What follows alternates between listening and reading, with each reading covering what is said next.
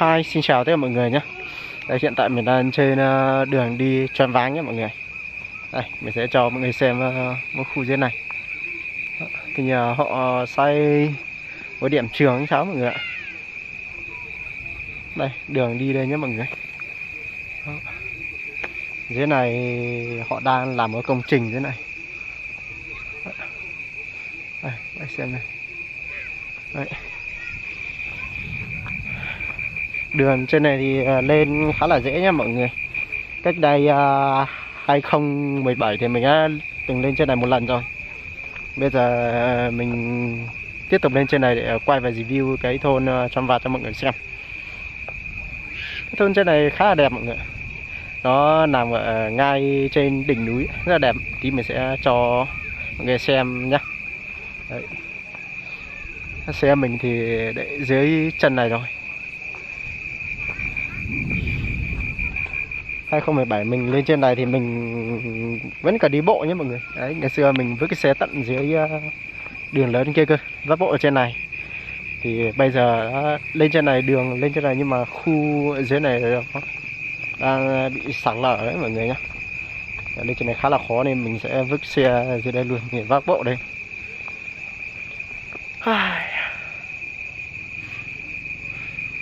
Sắp tối rồi mọi người ạ. Bây giờ chắc là mình xem mấy giờ này. 17 giờ rồi mọi người, 18 giờ rồi mọi người ơi.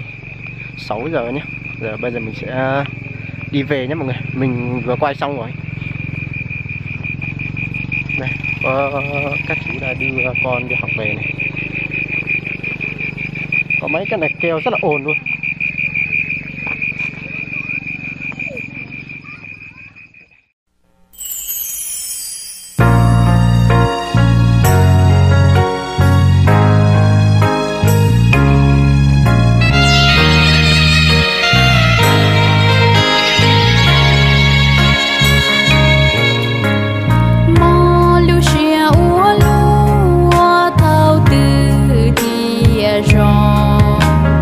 Be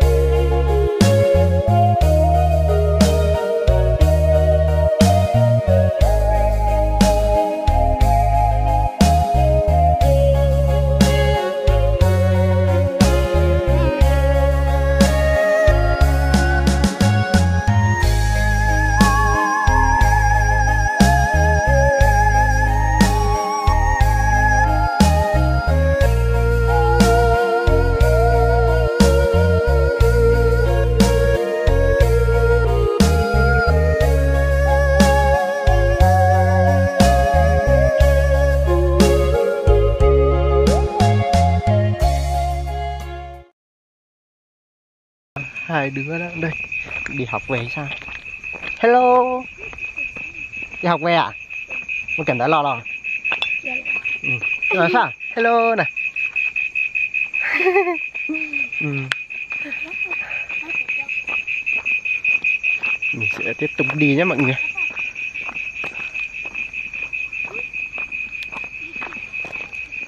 Ôi trời ơi, trời khá là tối rồi.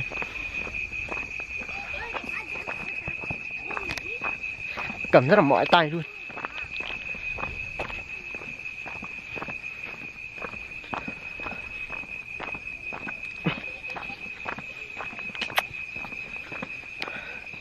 Mình đi đường có biết có rung không mọi người ạ? Bởi mình đang cầm tay không hay không có gimbal. Gimbal cầm đi nó cồng cành quá.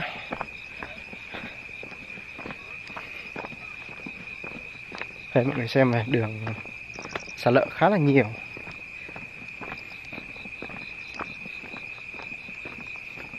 Ngày xưa mình lên thì lên bằng cái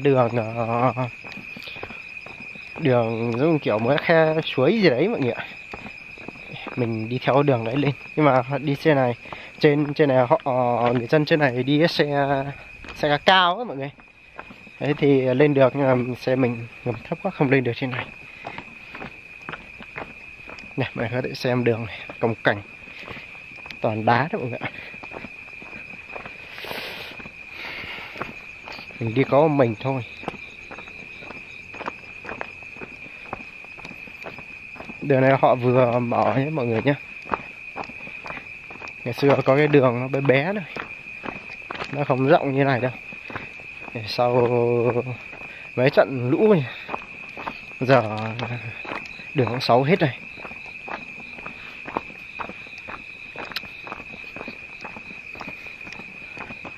Xe mình vứt cái giấy điện trường dưới kia nhé mọi người. Không biết dưới đấy là họ xây dựng mới điện trường dưới đấy hay là họ xây cái đồn dưới đấy nhé. Theo khả năng suy nghĩ của mình, dưới đấy là họ xây cái điện trường ấy mọi người. Bởi vì dưới có chia thành mấy phòng cơ, giống kiểu chia lớp ấy mọi người. Mình sẽ cho anh sáng yếu một xíu này cho mọi người nhìn nó dễ nhá. Đường xả hết để tí mình vào chỗ kia mình sẽ quay cho mọi người xem. Khả năng video này nó sẽ hơi rung nhé mọi người. Mong mọi người thông cảm. Ấy ạ.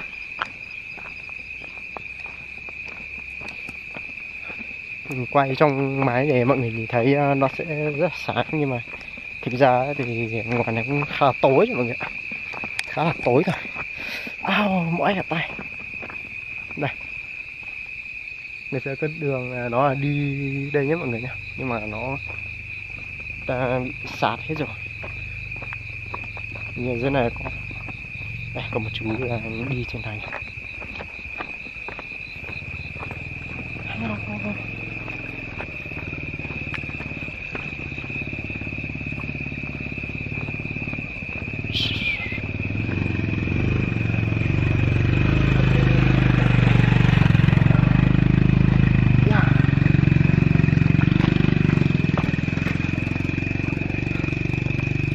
Xe bên này kia nhé mọi người nhé. Cái đường này họ đã đổ bê tông lên rồi mọi người ạ. Đổ được mấy đoạn dưới kia này.